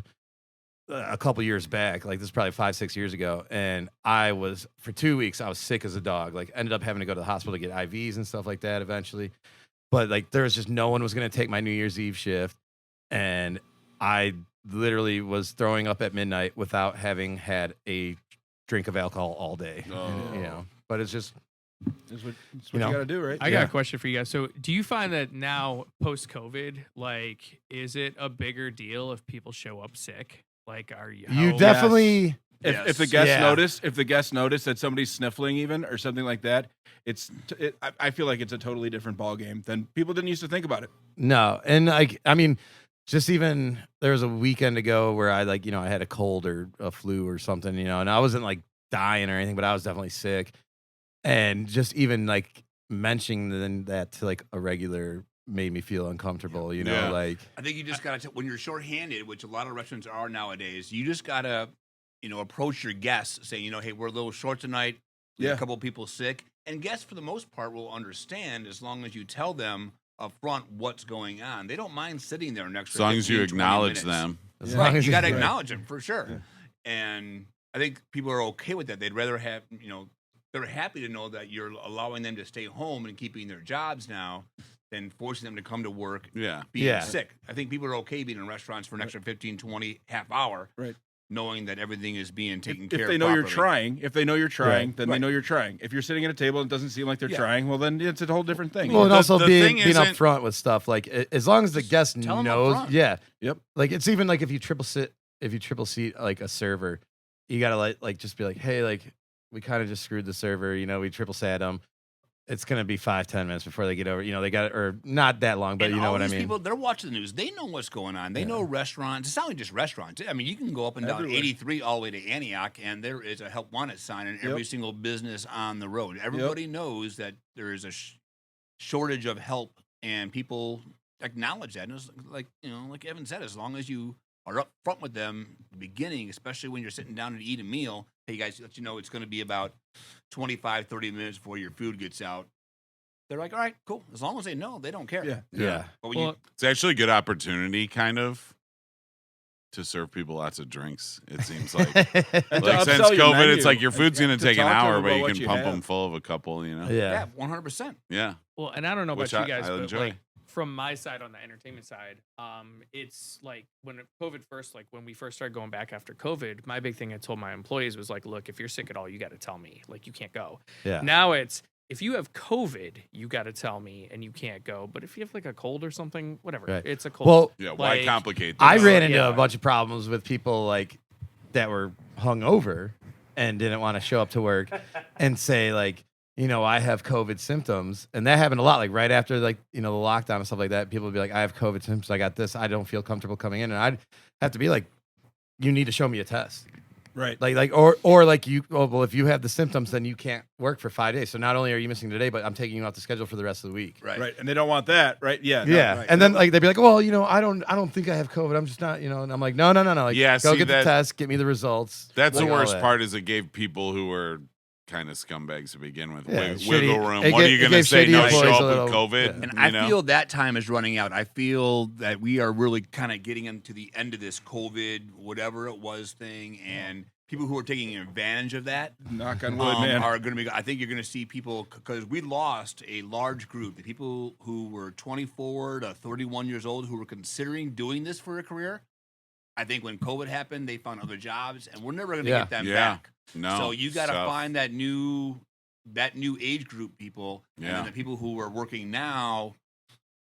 It's just the excuses I think are going to come to an end, and it's kind of I think people are going to want to come back, not say want, but come back into this industry. I don't think we're going to have, over the next 12 to 18 months, as big of an issue finding help as we have the past 3 years. Right. I think that's starting to come down. I think people are starting to reapply for these jobs. Right. There was a huge portion of the industry which were people who had college degrees for things that they loved and wanted to do, and then found the service industry and were doing that, and then the industry kind of shut down for a little while, right? Shut down. Yeah. So And then they went back to their field, and Well, and- maybe they loved it, maybe they didn't. Maybe do the same thing. People who just were going to do this, and then they found out, well, hey, I can go to work at FedEx, I can go to Mariano's, I can go to Sam's Club, and this is my schedule, and I'm probably taking a pay cut from what I was making pre-COVID. But now I have my weekends off. schedule Yeah. is Well- we have weekends off or not, I don't know. But your schedule is this is your schedule, and it's not. Can you come in early? Can you stay late? Can you pick up an extra shift? Yeah, you know when you're going to here be and off you're the gone, clock. yeah. They made that That's change. the tough thing about the industry too. But at It's the like, same time, they probably took a 20-25% pay cut Right. from this business to do that. But Right. their life is stable, and that's fine. They understand that.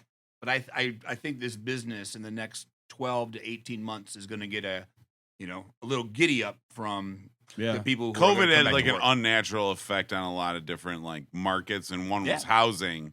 So all of Yeah. a sudden, not only are people like moving away from the city, but like there's a million jobs in working construction. You can just go and like pick up trash at a construction site for $30 an hour. Well, and that was one thing You too. know. Like, there are certain industries that didn't get shut down, and Yeah. we lost a lot of like support help to that. Like because it was guys who needed the money because they had families, and Yeah. whatever they were getting from unemployment, if they could get it, wasn't enough to support their family. And then they're looking at things like landscaping or something like that, where like that didn't get shut down. Whatever was still paying, people Yeah. were going to get those jobs. And then when they got, like I said, that sweet spot, those 24 to 31-year-old people who are thinking this is what I'm going to do. They didn't finish college, or maybe they finished college and didn't like what they were doing. They had their liberal arts degree. Some people really like this business. This is a fun business to be Yeah. in. This is, it's always different every day. It's fun. But when it shut down, they had to find something to do. And then they were like, well, I can just work my 40, 45 hours a week here. My schedule's always the same. This is my paycheck. I'm not going back into that restaurant. Exactly. Well, and what I'm finding on mine end, again, on just the entertainment side, is I'm finding it hard to find people to work. Like I lost half, if not more. Getting the free money, like they had to, they had to give it out because they were shutting industries down. Yeah. But it really hurt the work ethic of, Yeah. of a generation. Absolutely. Like- So and to get people to even like come out and to like want to work, forget it. And then the other thing I'm finding is like for me, and I don't know about you guys, is those daytime, those like Tuesdays, Wednesdays are dead. Yeah. Like it's Yeah. so hard Monday. to hold on to those gigs, man, because like it's just Tuesdays and Wednesdays are dead for me. They're completely toast. Like Mondays are no more. Yeah, I would say mean, lunches in this industry are a thing, kind of with they're Yeah. it's hard. So you just got to kind of make sure that the people there at lunch in this industry now, like only people who work for me at lunch are my salaried employees, because there's still things to do. There's kitchen prep to do. There's stuff to do. So you might as well open the doors and have 2 or 3 salaried people there working. Yeah. And if people come in, we can serve them, make a little bit of money here and there. But Yeah. there's no reason to shut it. I don't really understand why people just shut it down. Yeah. For lunch. There's no reason to do that. There's always things to do in a restaurant. Absolutely. Especially in the kitchen. Prepping, taking in orders, cleaning, cleaning. inventory. There's always things to do, something. and you're paying your salaried people to be there 55 hours a week. That's the time that that they really need to be there, and then they get sometimes off at nighttime on Mondays and Tuesdays and Wednesdays, and then Thursday, Friday, Saturdays they need to be there at nighttime as well. Right. All right. Well, yeah. So let's get back to the questions. Like, so the always having to work was kind of the thing you hated. Not having those like holidays and stuff off. What's the thing you love the most about this industry? I love this business. I always, I just took to it when I was, really when I was 21 and I started working at the lodge. I just found it so fun. And like I said before, for me, when I first started, I had more fun, because the lodge, we were a 4 a.m. bar. So I was, my shift was 9 o'clock at night till 4 in the morning and 5 on God, I Saturdays. miss those days. And I more loved fun, working those late nights. That's I loved great. it. I had Yeah. more fun. I'd go play golf in the daytime, go to the Cubs game, whatever I was doing, be home by 4 or 5 o'clock. I'd sit around, cook myself dinner, and go to work and work all night long, and then, sleep until 11 o'clock, noon, and just have whatever I wanted to do. It was, it's just always different. The business has definitely changed. It's not the business that it was, and hopefully it gets back to what it was. It's not the business that it was in the 90s, and because everything is expensive. Do you think just like property value and rental like alone? It's just is the the worst industry part. itself. It's like just beer. I mean, Yeah. no one realizes how expensive kegs of beer are. I mean, it's Which no is longer it's cheap. weird. Like when like the craft beer like bubble hit, that's kind of when beer just started shooting up in price. And like the booze really didn't too much. It is starting to now. It is now. I mean, a bottle of Jameson, it's a regular bottle of booze. It's a $39 bottle of booze nowadays. Yeah, I mean, they it was just jumped that price up, yeah. $25 10 years ago. That's Yeah. crazy. I mean, I remember like a keg of Bud Light used to be $60. Man, keg of Miller Lite now is $119. Yeah. Oh, I remember we got a Moosehead keg for my 21st birthday for $50. Yeah. Fucking And I mean, Moosehead. Yeah. It's Damn. just When was the last time anybody here had Moosehead? Moosehead's good. Next time. It came in a really weird. We should really have brought weird Moosehead, man. Canadian No, it's. keg. I've had it before. It's not bad. No, it's good. I haven't. I don't think I've had it in. Oh fuck. Man, I remember eating a whole bag of Cheetos curls and then throwing in a big Chaw Red Man Golden Blend and just puking off the roof of my apartment. Oh, that's the good shit, man. Oh, that's funny. It's like a That's Nickelodeon thing. I was like throwing up orange foam. I was like, "Ugh." We had a rooftop patio. Amazing year of beer pong. Dude, Amazing. Did you have You're pissed eating off downstairs neighbors though? I was gonna say you're eating Yakking Cheetos off and doing Red Man Chew. Yeah. That's just like a Technicolor. The same Yeah. time? Well, one after the other. I remember my friends. I remember one of my friends came down and she hands me the phone so someone could say happy birthday to me. And I'm like, oh, happy birthday. And I hand her back the phone. I just drop her like Nokia phone There's into the orange beer in her dust hand. and black Just drool. right, plunk right in her beer. Oh god. Oh god. Oh shit. All right. Well, like piggybacking off of that, our next question is like, what are you excited for? What do you guys got coming up? I kind of have. I don't know if we can talk about it or not. I know like you were talking before about maybe trying to get this all blocked off, or was it St. Patty's Day or something like that? We did. So we got approval from the village board a couple weeks ago. So we will be blocking the street off here on St. Patty's Day, or on the Saturday, not St. Patty's Day on a Friday. Right. So we do it Saturday from 11 to 5. We're going to block the street off. That actually went through. They went That's through. awesome. Congratulations. Got Yeah. approved, Cool. and we're going to try to work with some of the bars. Jay was at a meeting with me and Brendan a couple weeks ago, just before Christmas. And so I think we're going to try to do something with maybe the bars who want to participate. We'll get some kind of passport program going where everyone goes bar to bar. You get a passport stamped, and then we do some kind of drink at each bar. And then we'll throw everyone's passports into a big hopper. And we'll just draw out, I'll give out, $50, $25 gift cards. Yeah. And if everybody else does a little something like that, give everybody little gift cards to use on another day when you come back downtown. Yeah. And we'll just start, try to start something growing. McHenry's got a really nice thing going on Green Street on St. Patty's Day. So just to get something to people to come downtown on Grays Lake on St. Patty's Day. St. Patty's Day is a little tough because you never. I mean, it could be 5 degrees, Or it could be 70. Yeah. You don't. Well, you I'll never come know. and throw up. Sweet. Are we gonna have I'll bring stations the for that? Cheetos. Yeah. Plenty of trash receptacles Just throughout troughs, this street. yeah. That's awesome. That's very cool. You guys got anything else coming up that you want to like get out there, promote, or anything like that? Or Not really. We're doing the Super Bowl thing, but except we're. I don't know if it's gonna be out before the Super Bowl. We have but that. Fair enough. We have that second floor party space, which is available for rent all the time. A lot of parties up there. I went to a party for a baptism up there. There's like I don't know how many people there were, 80 or something like that. It was awesome. I Well remember- accommodated, and I was Did up they just there- like bring in a kiddie pool and dunk the baby right there? no, the baptism didn't happen. Exactly. You must have been there. Yeah, right. Yeah, right. All I of know, it. I know. I've seen like you've had a DJ up there before. Yep. I saw a band up there. Like, is that something you like kind of regularly do up there? We are going to do another band, I think, on March 7th. Okay. We'll do Reeler up there again, and then that's probably something we're going to look into the spring and summer. It's a little tough because we're not really a live music place, Right. And when you start doing that stuff, those music companies, BMI, CSAT, Yeah, 'cause you gotta pay for anyone they that's doing get a cover. They get after that Yeah. licensing fee. And to have a DJ up there once a month, and then but between the three companies, it ends up being like $30,000 a year. It's Is it not really that much? Jesus. Oh, it's ridiculous Wow. between the three of them. Yeah, it can be expensive, right? Yeah. It's bad.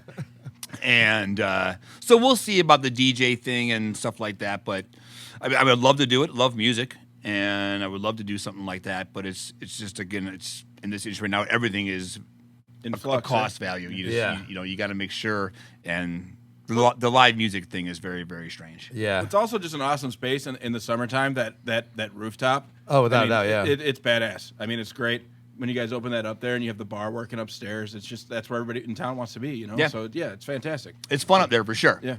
But again, that's another weather permitting thing. You know. It Yeah. is. Yeah. Well, Which, yeah. I don't know. Like I like how you have those like sliding doors, and so like Right. you know you can If it's a shitty day, you can always close them. yeah Right. and you're still there. All right, and then this is question 4, and this is kind of my favorite thing to do, or my favorite question to ask is, what advice do you have to our listeners that are not in the industry that would make them a better customer? Make them a better customer. Or how to appreciate the service. Quit industry being better. cheap. Stop trying to help. I mean, Oh, it's, yeah. Stop! Oh my, that's a great one. Yeah, that's what it is. Great Stop one. trying to help. I mean, they know what they're doing. Everybody who comes into a bar thinks they can, what are you doing? What are you doing? You know? You go up to somebody who wants to drink, and actually they were here before me. That drives me Fuck crazy. off, dude. No, it's the- your turn, the one or where now they- it's not until Right. the end. When you of get the guy line, who yeah. waves you down, they're like, they need something. Yeah. And you're like, okay. Like, Great. especially if it's a regular, Yeah. you're like, I'm trying to help you because you're a regular. It's And then you're like, Yeah. Hey, what do you Oh, the need? I wonder if hands, they man. nailed Give me a that, minute. or- give me that's Oh, I'm Yeah. out of here. drives Yeah. me crazy. Yeah. Oh man. One of my favorite things, I used to have a buddy, and he had a sandwich place out in Colorado, and he'd always like joke around. He's like, the one that drives me crazy is when they go, hey, you know what you should do? And he's just like, I'm doing just fine, man. Like, Yeah. my place is, my lights are on, everything's on. It's like- Everybody thinks they can run a restaurant or a bar. Everybody says, dude, you're doing it wrong. I'm like, go try it then. You're This is- here. You're here, aren't Feel you? free. Feel Yeah. free. Go open one up. I used to have guys come in the lodge all the time, traders, and they'd be like, we got some extra money. We're thinking about buying a bar. Can you help us? I'm like, have you ever worked in a restaurant before? Yeah. They're like, no. I'm like, don't do it. Yeah. You guys are going to lose your ass. Yeah. There's Yeah. so many Totally. things that people don't think about. People who know what they're doing lose their ass. Yeah. Oh, This yeah. is a very, very, very better. I hard. got my this, hand you raised know, on that one. Yeah. Yeah, like almost 76% of the restaurants that open their first 3 years close in this country. Yeah. I heard that 50% close in a year. First year. Yeah. Right. Yeah. I- well, so That's hard. Just- insane. I also heard a COVID statistic that some ridiculous percentage of the U.S. workforce works in restaurants. I don't even It's- want to say a number because it could be so wrong, but I thought it was literally like 50%. no. Of all The employees. hospitality, but it's probably the hospitality Including industry. hotels, Makes including- sense. Between includes hotels, restaurants, and without question, this you is the know? number one employment in the country is the hospitality industry. Yeah, we employ makes more people than sense. anybody does. And you can do it start to finish without a college degree, right? It's awesome. Yeah. You can start as a 100% you busboy can. while you're in high school. And You I, can do- I always laugh like when people, they'll be at that age where they're like 21, 22 or something out of college, and they're like, serving or bartending. And they're like, I just feel like a loser because I'm not doing my job. I don't know what I want to do. I got this bullshit degree. And then they're like, my friend has this job doing this and that. And I'm like, I guarantee you make more than your friend. yeah. Like I No, they're all looking for their real job. Yeah, like an entry Yeah. an entry level job Money at is some money, office, you're bro. making Yeah. $45,000. I'm like, I guarantee you, as a server, anywhere that's worth serving, you're making more than that. You can make Totally. money. You can make money, but you guys will have to have a plan going forward. Whether you're getting into some type of management role, Right. because nobody wants to be waiting tables or tending bar when you're 55, 60 years old. You got to have a plan if this is what you're going to do to save as much money as you can, Yeah. learn what you can, and move up the ladder in the business. Because you don't want to be behind that bar or working tables forever as far as Right. earning your income. You just can't do it. Yeah, you're gonna Yeah. break down. It's gonna happen. Yeah. And especially when if you're buying your own insurance, you're one of the rare ones in this industry, Yeah. because most people just don't have it. Straight up don't have it. And it's, Oh, yeah. Well, yeah, And and then something bad happens. Like I have catastrophe insurance. I get the cheapest insurance every year when that rolls around, and it's just in case something terrible happens. Because even with that insurance, I still have to pay up to $10,000 every time I go to the doctor. You Yeah. know what I mean? It's not none of that's covered. yeah. So- I mean, if you because You- I had to do that. I had back surgery 2 Yeah. years ago, and I had to go get insurance for it and stuff like that. I mean, like Yeah, it's still an $8,000 deductible and everything like that. So I think that is what's going to change in this industry. So going into the second quarter, we will be giving, if you stay with 12 months, you will be getting health insurance. In this industry now, you actually have to provide, legally, have to provide 401k plans for all your employees if you have a restaurant or any kind of industry over 5 people. So the benefits part of this business is going to be kind of a game changer going forward, which is going to That'll help induce keep people people. coming in to stay. So it's like you don't have to do the health insurance. You have to do the 401k plan, but you say the health insurance, okay, you get your own health insurance or you get a company plan for it. You stay with me 12 months, I'll reimburse you 20% of your health insurance. You're never going to be able to afford to pay for it 100% in this industry for everybody. Yeah. But if you get an employee to stay 12 months, okay, thank you. You stayed a year, boom, here's 20% of your health Beats the hell out insurance. of trade That's five where this employees in that say, time, that's where this industry is going. Yeah, and keeping a good employee is worth so much. Yeah, absolutely. Like, The time and training, Totally. it's rough. And even once somebody's trained, just them not knowing how to have command over the room. You know what I mean? Like a good server, even if it's not their section, can pick up that table and say, whatever, I got it, it'll be fine, can go up and do the things we said earlier. Hey, I'm sorry we're running a little bit behind. I'm going to get your stuff out as soon as possible. Stuff like that with decorum, and can explain to a table, hey, this is where we're at. I hope you guys are all right.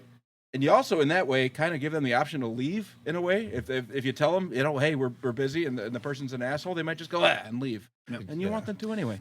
They need to approach this business as this is a trade. This is a skill. If you can tend bar, you can get a job wherever you go, all over the world. If you know how to do it, you know how to make cocktails, you know how to pay attention behind the bar. What, 25 drinks? How many actual You mixed just need to drinks, be able to know how to cocktails handle you have to yourself behind a bar. Once you learn And that's the actually- layout of the bar, you're good to go. That's the hardest part. The is hardest getting part to of know training someone is that. Like, it's a layout. Right. Once you got that down and you know how to make cocktails, and it's 1.5 ounces is a 3-second pour. Yeah.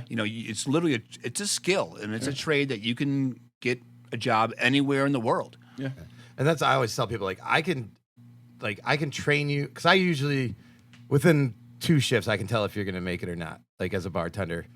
And I can train you, the recipes, I can train you how to do the counts and stuff like that.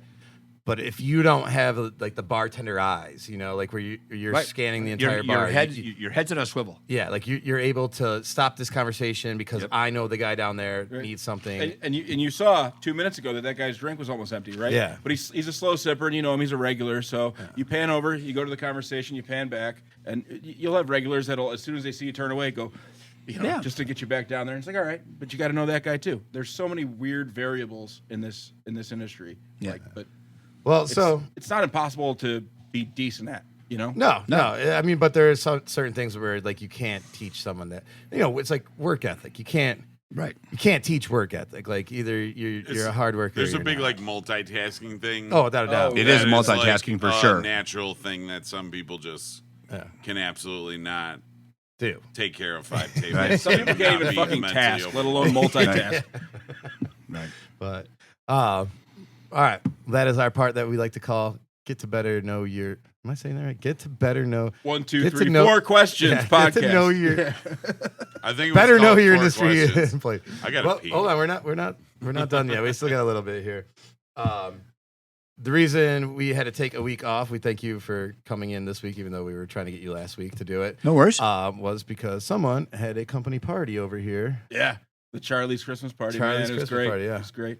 Any shenanigans to report back on? Anything happen? I mean, the average age for a bartender at Charlie's is, I think, 50. So, it was pretty tame. It was pretty tame. Everybody was at home watching Matlock by 7:30. No, yeah, well, you know what? We kept a couple of them up past their bedtime. I think Brennan's still drunk.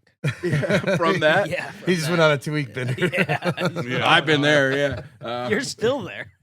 No, actually, I was really good yesterday, Oh, but that's good boy. beside the point. Thanks for calling me out. Put your microphone down, sound guy. We shouldn't have given him those. Yeah, I was gonna say, Mike's cool. Mike's cool. Whose idea was that? Yeah, it was Mike's idea, but he's cool.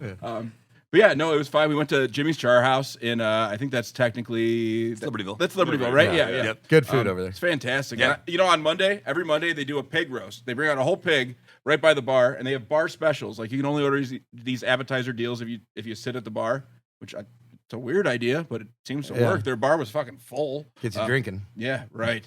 Yeah, it was great. We came back here, played, Cards Against Humanity. We put on some AC/DC on the jukebox. Of course you did. I think Perry is about 75 who works here, and every time you put on Just AC/DC, going he freaks out, man. He air guitars. Yeah, he picked up a bar stool, used it like a guitar, man. He was. Yeah. What's the guy's name? Who's the guitar player? Like Angus Young. Angus Young. Yeah, threw Yeah. the little skip across. Yeah, he did that. Yeah, it was great. It was a good time. Classic move. It was the perfect holiday party for this establishment. You know what I mean? Because if it would have been. Do you do like a holiday party for your staff or anything like that? Like a company We party? did, but we just did it up. So I always close the first, 3 or 4 days of the year. Like kinda right after New Year's? Right after New Year's, we always close. We do a deep cleaning of the restaurant. We do an inventory. This year, we put a new floor in the kitchen. We bring all the kitchen equipment out. We clean it, maintenance. So I always close. So one of the days that we were closed, we just all went upstairs. We had some food catered in, and played some pool, played some games. We all kind of hung out upstairs. Yeah. That's kind of what we did. I'm not gonna lie. I hate company parties. Like especially now that I'm in like management, because I want to have fun. Yeah. And I definitely don't want to sit here and babysit Oh, 20 yeah. crazy servers and bartenders and cooks and stuff like that. Yeah, I get And that. have to clean up afterwards and everything like that. Well, Like, that's why. Yeah, I mean, so Brendan bartends a lot of those. Mhm. We have him bartending the Light the Lamp ones tomorrow, so he's bartending that. He's handling the front side of it. You know what I mean? Yeah. He's pouring all the drinks. I'm gonna give him a 10-minute crash course on that bar. It's beers only. He's gonna do that. He's gonna deal with that. If he needs anything, he can come bug me. But he probably won't. He's been doing this long enough. And so then I get to like chill, hopefully not get blasted. But then whatever cleanup needs to happen can happen in the morning. I have So- kind of a crazy story of like that college bar I used to work at. We'd always have a big Christmas party like at our place. We'd shut down and we'd get other bartenders from around town to come in and do it for us and stuff. And it was always like crazy. I'd never made it past midnight at one of these things. Like I was always 10:30, 11 o'clock, had to go home because I was blackout drunk or something like that. They're always just nuts. That place was pretty crazy to begin with, and then like open bar, and we all just party together like we never get to. And for some reason, my buddy, like one of the guys that I actually lived with them at the time too. He was really big into like costumes and like dressing up. So every year for like the How long Christmas, did you guys Is live this, together? is this the guy with the rubber butt? Yeah. Did you guys live together a long time? Do you know a lot about him? But like, so for these parties, he was really big into like us, like our like group of like 4 or 5 friends that's dressing up like in like themes, like it would be like superheroes or something. And so one year we did Anchorman, like we all dressed up like the guys from Anchorman, and I was dressed up as Champ, the cowboy sports guy, Mm-hmm. and I had this sweet white like cowboy outfit with a cowboy hat and a bolo and everything like that. And I went to the barber and got my chops all done up on the side, had my, the chops coming all the way down. And this was the first year I remember I'm like laying on one of the booths, like about to pass out. And I look up and I see the clock says like 12:04. And I'm like, I made it to midnight. And I put the hat over my face and just like passed out on the booth. And eventually like one of the guys who was dressed up as Ron Burgundy, he lived like in the apartments right across the street from the place. And, he drags me over to his place eventually. And I wake up the next morning on his couch and I'm getting like blown up from this girl that I was kind of talking to. And she's like, hey, like we're all like getting brunch like down, at this restaurant right across the street from where you're at. Like, come meet us. And I'm like, okay, like, I'll come meet you. I'm still in the cowboy outfit. I got cowboy boots on and everything. This is like, it was right before the Super Bowl where Peyton Manning was with the Broncos. Cause I'll get to that point. But like, it's, middle January, February, whatever you want to call it. And it's cold as hell and icy. And so I come running down to meet with this girl and her friends. And I'm like slipping across the street in an ice storm because I still got these stupid cowboy boots on and everything. And I'm fucking hungover as shit. Get to the restaurant. They're walking out. They're like, we're actually going over to like the bar I work at to go get like a drink. And I'm like, all right, like I probably couldn't eat right now anyways. I'll go get like a drink with you. So I get in there. It's me, the owner, and the general manager kind of sitting there talking. And, we're all just looking rough. Like they're actually working. I'm still in my fucking cowboy outfit from the night before. And all of a sudden a news camera comes in and it's like NBC, like Northern Denver or whatever, or Northern Colorado.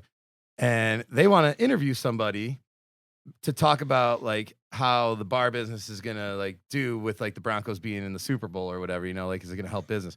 And me and the owner are both just like, No, it's yeah. gonna suck. Well, right. we were What are you just gonna built say? the no shape to talk to anybody. We're like, you know, I'm barely, you know, forcing these drinks down, keeping water down. So we make the GM go do the interview, and he's sitting there talking, and he's literally like right behind me, like 5 feet behind me, and I'm at the bar, you know, with this group of like people, and all of a sudden, like, you know, someone orders a round of shots. I'm like, yeah, all right, you know, I'll do a shot, and I do it, and as soon as it goes down, it's coming right back up. And so I'm literally like covering up my mouth, like running to the bathroom. Later on that night, we're watching the news. They're interviewing the guy. You just see me in the middle of it, just stand up and start running like with puke coming out of my hands. And I'm in this stupid fucking white cowboy outfit, just like looking like a hot mess, puking up orange, like it was like, what was it? Like Orange Monster and like Bacardio or something, whatever I just took a shot of.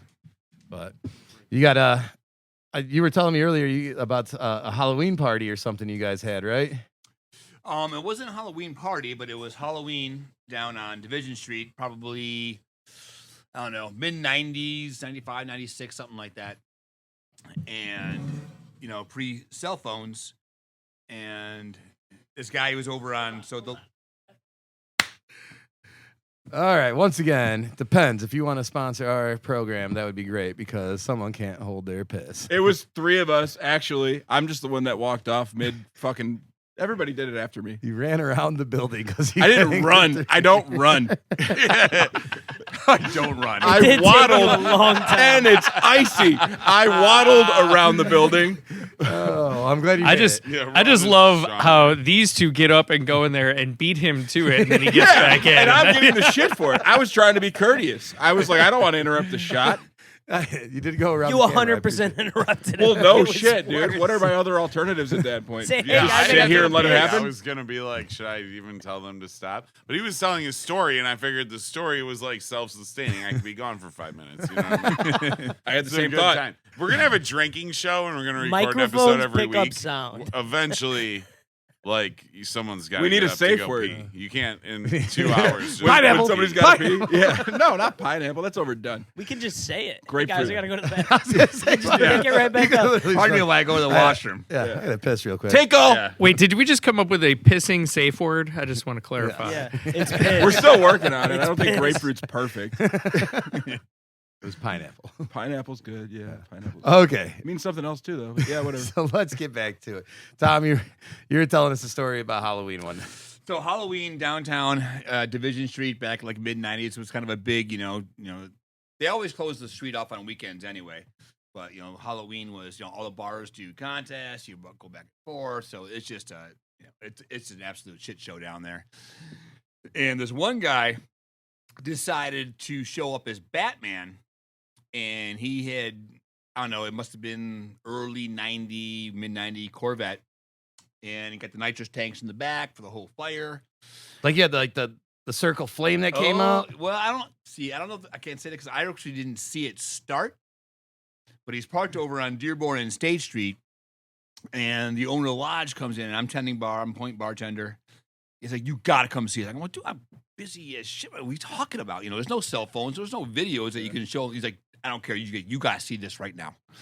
Someone's got the So I duck, Batmobile out front. I duck under the bar and I come out there, and this Batmobile is literally, it's a brand, you know, it's a Corvette just melting on the street. As the guy lost control of his nitrous tanks, the whole thing just literally melted right there on the street on Dearborn and State Street. Probably 1995, 96. I'm sure there were just thousands of torching his people car. down there, so everybody saw it. It was great. Oh my god! I was, you know, I felt bad for the guy, but Wasted not a really. car. Wasted a car. On a costume? Yeah. Just And like, I this would don't be think there's funny. any kind of insurance claims turning it into a Batmobile. Yeah, it's like, what was the issue? Did he, I had did he get the flame $50 shooting. gift card you guys were giving out for best costume? You know what? That's a good question. I don't even know. I think he was so sad. He just went home. He's like, man, that's going to suck. Melted car. just Trying to dripping It was down the road. melted. Just melted. Trying to explain that one to your buddies the next day, like, Oh. what happened to your vet? I got tired of it. melted it down. He was like 8 years of payments left on it. It was unbelievable, man. It was really unbelievable. Like, you Well, moron. Get to fulfill that childhood fantasy of trying to be a superhero when he was a kid Yeah. or something. It's Hey, like why are you driving a 400 Ford bucks Taurus now? Well, They had this propane tank hooked up to the back, you see, and it just didn't work out Yeah. well. The flames, Yeah. it was, That's com- that's probably really cool for like 45 seconds. I was gonna say I It give the was guy. very cool the entire time it was melting. I mean, he was a The hero. entire time He it was was a hero melting? of the street that What night. was- I mean, he was. what was his reaction? He What was was the he doing? guy. And when he got into it kind of well, he was like, Was he like he was dressed up as Batman? he was Batman. For I thought, sure. like in my head, I want to nobody see him wants to just see like Batman bawling crying. next to it, Yeah. just like, oh my god! Yeah. Like- He had the full rubber suit. I mean, he had the whole legitimate Batman thing going on. It was a legitimate costume. you You know, stuck to the bit though, right? Because Batman's rich, so you can't cry over the Corvette, right? Yeah, you have to he sit there and was- watch and be like, all right. I mean, if he was really Whatever. Batman, he would have used his superpowers or whatever. To well, I guess Batman doesn't. He doesn't have any superpowers. He's just a fucking He's belt just a rich guy. and a shit ton of money. He's just hitting the flames He's got with a his belt, belt and trying a to ton of put it money. out. Yeah. Now, the fire department showed up, put the whole thing out. Batmobile was towed away. Oh my god! I was gonna say, Did do they you- have to let it cool down before they could?